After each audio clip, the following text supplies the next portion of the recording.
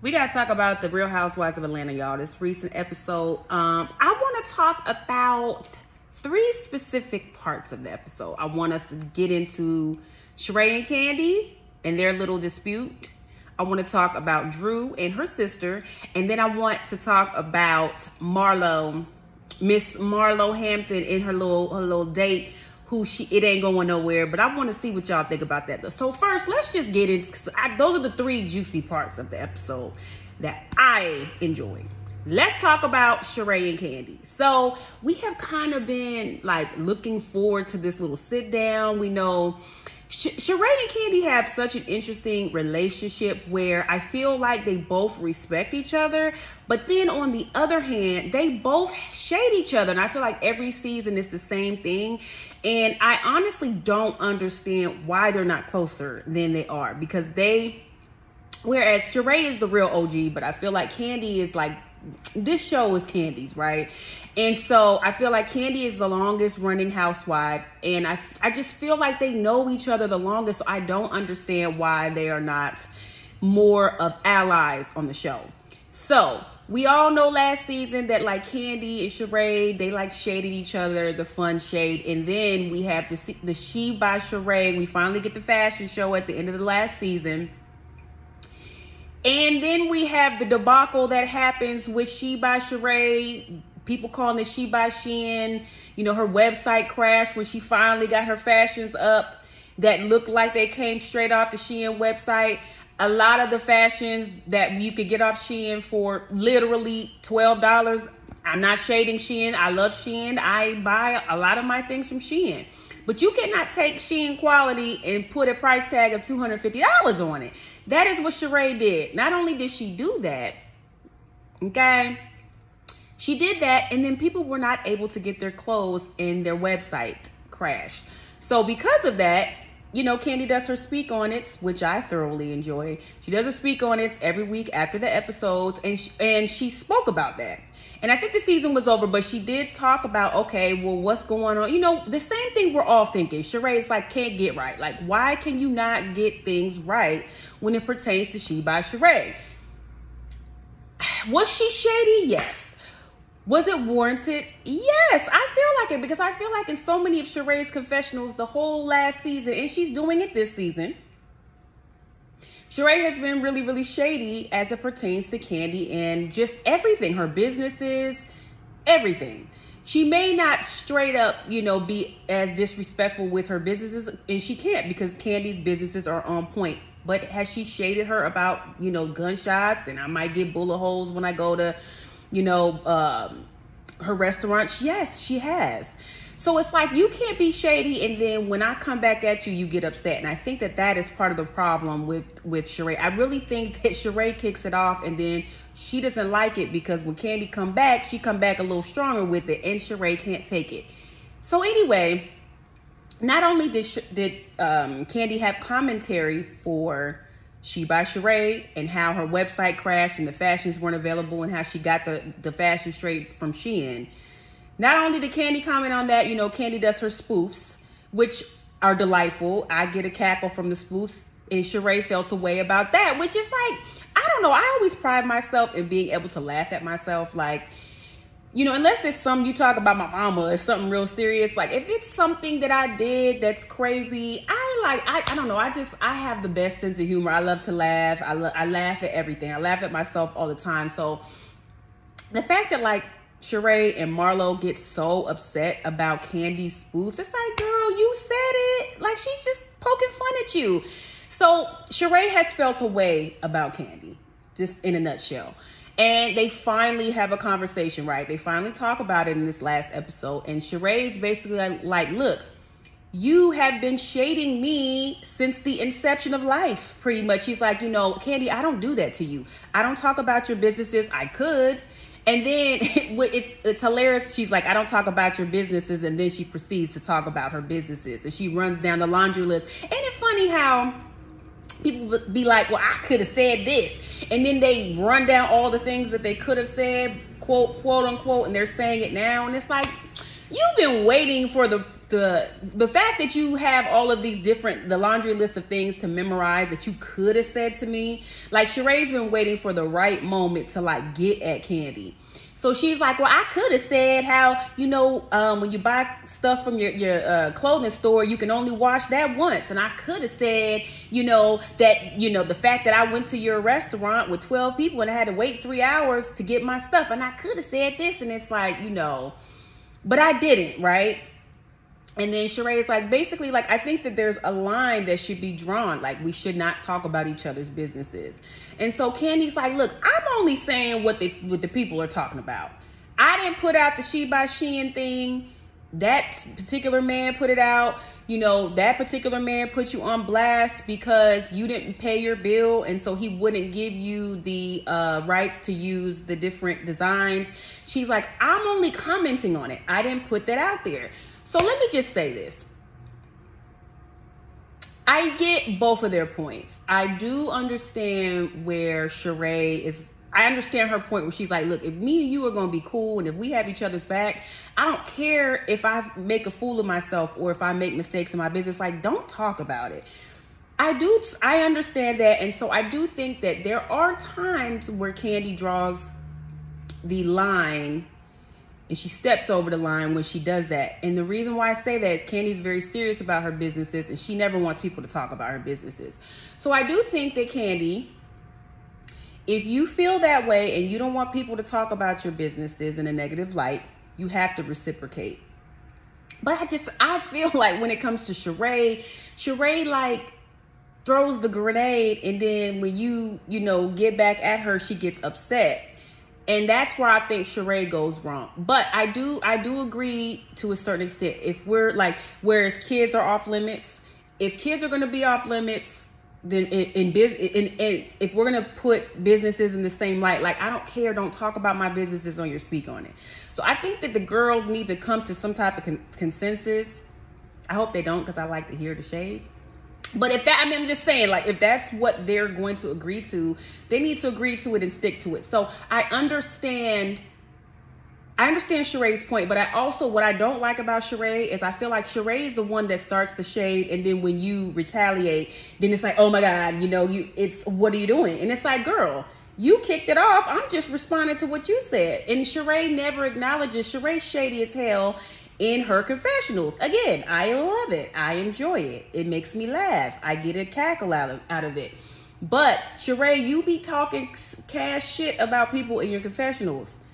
And then when people do it back to you, you get upset. So it's like, I need you to pick, which one is it? Are we going to be shady and throw fun shade? And are we going to allow that or not? Like, what do you want to do? So Sheree, you have to pick. And also Kandi, you have to pick. Are businesses off limits or not? So I think that you guys need to have private conversations, take us out of the group chat and figure out what y'all want to do if y'all want to maintain a friendship, because I think this is where you guys keep going wrong. It's like you guys keep missing each other because one person's doing one thing, the other person retaliates, and it's just like an ongoing thing. Also, and this is a sidebar, I'm not going to really get into this. I don't understand this Sheree and Marlo thing. Like, also, Sheree, you expect things of Kandi, but then it's like, I feel like you have picked a side when it comes to Kandi and Marlo. So I don't know what you expect from Kandi when you kind of don't have her back. Anyway, I'm not even going to get into that. But again, I actually liked the conversation. I thought it was hilarious when Sheree was, got at Kandi and was like, well, look, you can only, when you buy your stuff from your boutique, you can wear it once. And Kandi was like, well, at least my stuff's available. And so, they just had, it was a fun banter. That's the kind of shade that I like. I mean, it was a back and forth. They both, hit each other and bantered and got at each other. But at the end of it, it seemed like they came to a good resolution that they don't want to argue, and they kind of left it at that. So I'm sure that's not the end of the shade, because actually in this week's Speak On It, Kandi, you win again, and you was talking about her businesses. So that's what I'm saying. Like, you guys just need to figure out where you're going with that. Anyway, so let's talk quickly about Drew and her sister. So we are introduced to Drew's older sister. who we find out was her manager up until like right when the pandemic started. And then she stopped being her manager because she had mental health issues. So, you know, I hope she's working through that because, you know, mental health issues are real. We all need to make that a priority to take care of ourselves. We all go through depression and anxiety and things like that. So hopefully her sister is continuing to get the help she needs. So, but you know, sidebar, her sister, she looks much older than her, you know, and she said, and I'm assuming she is because she said like her sister was like her second mom growing up. But so we find out that the sister and Ralph do not care for each other, that they had several issues, that they were beefing in the past. They didn't go. So this is the thing about the housewives. And maybe, you know, as the episodes go on, we'll find out more about that. I want to hear more about that. I want to know more about the sister. I want to know more about the relationship with Ralph and his sister. Why did they have issues? Because Ralph done banned his sister from the house, child. He banned her. We find out for the last like 3 years that the sister was not allowed to come to the house. And so the sister is finally comes back into Drew's life. She comes to the house. Ralph take his ass upstairs and go to sleep. He was like, look, if your sister, I don't like her. If she comes to the house, I'm not going to be there. So I didn't really like that. I thought that Ralph, you know, even if you don't like somebody, you don't have to make it so apparent where like they come to the house and you completely excuse yourself. So, but then again, we don't know what happened with Drew and her sister and Ralph. So hopefully that kind of unfolds, you know, as the season continues. You know, and she talks about how much she misses her sister and everything. So that, you know, it's nice to see that they're working through that. And then we see Drew, she has her music video, which she has the girls come for, I think Kenya, Sonia, Kandi didn't make it. I think it was Kenya, Sonia, and who else came to the music video? Who else was there? Marlo wasn't there, obviously, because Drew and Marlo don't fool with each other. Oh, and Sheree didn't make it.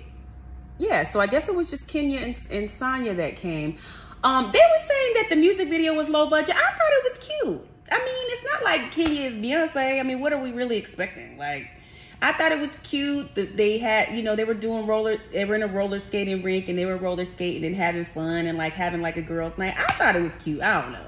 They were kind of talking about it was low budget. Manietta came too, I think. I mean, what are they expecting from Drew? It's not like Drew. I mean, the single's kind of cute though. I like it. I'll put it on my little Apple iTunes, and when it comes out, I don't know if it's out or not. I mean, I think it's a cute little song. I thought the video was cute. I don't know what they're expecting from Drew. But anyway, Drew's sister came, and there was a moment at the video shoot where Drew's sister and Ralph kind of talked, and Drew's sister was saying how proud she was, and she started crying, and Ralph embraced her. So they kind of had a breakthrough. So that was kind of nice to see. So again, I want to see personal story. I am interested to see what happened to get them to the point where Ralph and Drew's sister, because Ralph said in his confessional that Drew's sister has done some things in the past that have been detrimental to his marriage with Drew. What are those things? Maybe that'll give us some insight as to, you know, why Drew and Ralph are getting a divorce. Was it perhaps that Drew's sister knows Ralph that you may have allegedly been cheating on her sister and she didn't like you? Because that would be a reason why I would not like my sister's husband. Is that what it is? Like, are y'all going to tell us? I want to hear it. So, you know, I think that it might give us more insight as to why they are getting a divorce. So, yeah, so I'm interested to see that. And so hopefully that plays out this season. So lastly, let's talk about Marlo and her date with the Jamaican gentleman. What do y'all think? I thought it was cute. I enjoyed the scene. Do I think that it's something that like is gonna be a real romance? No, but I thought it was cute to see Marlo kind of let her guard down a little bit. I think so often we see Marlo be mean and vindictive, and she's she's venomous with her tongue and the things that she says to people. So it was kind of cute to see her in the dating element with this gentleman. He was very attractive. I'm assuming, I don't know Marlo's age. I'm assuming she's probably close to 50. This man is 39. I don't know this man, but he looks like a hoe. So he's probably too young for her. Marlo, you need a man that's probably in his mid 40s to mid 50s. I don't think you should be dating anybody who's 39 years old. And let me also make a comment. I don't have anything against men that have children. My boyfriend does not. But I have a daughter. I am not against that. However, this gentleman told Marlo he had a 1 and a 2-year-old. I'm not dating you. I'm not dating anybody with a 1 or a 2-year-old. I'm sorry. Because you know that there is more than likely a crazy baby mama somewhere just lurking. That also let me know that this is not going anywhere. Marlo is not about to date somebody with a 1 and 2-year-old. However, again, their banter was cute. We find out he's a chef. I think they might have ate at his restaurant. So that was cute to see. Again, he's a very, very good looking guy. We found out that he was in jail. Marlo was very excited when she found out he was in jail. That would have scared the shit out of me. She's excited because she's an ex-con as well. She said that they can relate. They had compatibility in that. Bravo for Marlo. Priorities, right? I'm not dating nobody that's been in jail outside of a very small misdemeanor. If you've been in jail 6 months, I'm not dating you. I'm sorry. I'm just not doing it. Because that means you did something a little more serious than like a DUI. However, Marlo was happy that he was in jail. They have something in common. So that was cute for her. But anyway, again, it was, do we believe in this scene that this is going to be her man? No. I wouldn't be surprised if she does a couple more scenes with him. Marlo is not about to date this man, but I like to see Marlo in her softer moments. So this was good to see. But yeah. So again, we'll see what happens with that. But I do think that Marlo, I would implore and encourage her, if you're going to stay on the show, I do think that you need to show us more of like your real dating life. Because let's be honest, Marlo, you're dating somebody in real life or somebody's. You're dating people. Let us see. You have so much to say about how Kandi only shows her businesses, but we don't know anything about who you're dating. Because this date was not real. Let's just be honest. So I want to see like, Marlo, who are you really dating? Like, show us. Like you have so much to say. So, don't talk about it, be about it. You want to say that, people aren't showing the realness. So give us the realness, Marlo. We want to see the men that you're dating. We know you're a beautiful woman. You're fly. We know you be in the streets kicking it. You're not going by yourself. You love to have your things paid for. You're not paying for your own dinners, Marlo. We want to see who you are in bed with. Who you kicking it with, Marlo. We want to see that. Okay, so get rid of this fluff. We don't care about this guy. He's cute little scene, but like, give us the real. So anyway, that's really all from this episode that stood out. I give the episode 6.5, 7. It was okay. I definitely, like I said, I enjoyed to see the conversation with Sheree and Kandi, and then I am very interested to see more about what is going to happen with Drew and Ralph, and I think this was kind of like the prelude to that. So you guys drop down in the comments, let me know what you guys think. Are you guys in agreement with me? Do you agree with what I think? And again, don't forget to like and subscribe, you guys, and then we'll be back here next week to talk about the next episode of The Real Housewives of Atlanta. So you guys enjoy the rest of your day. Bye-bye.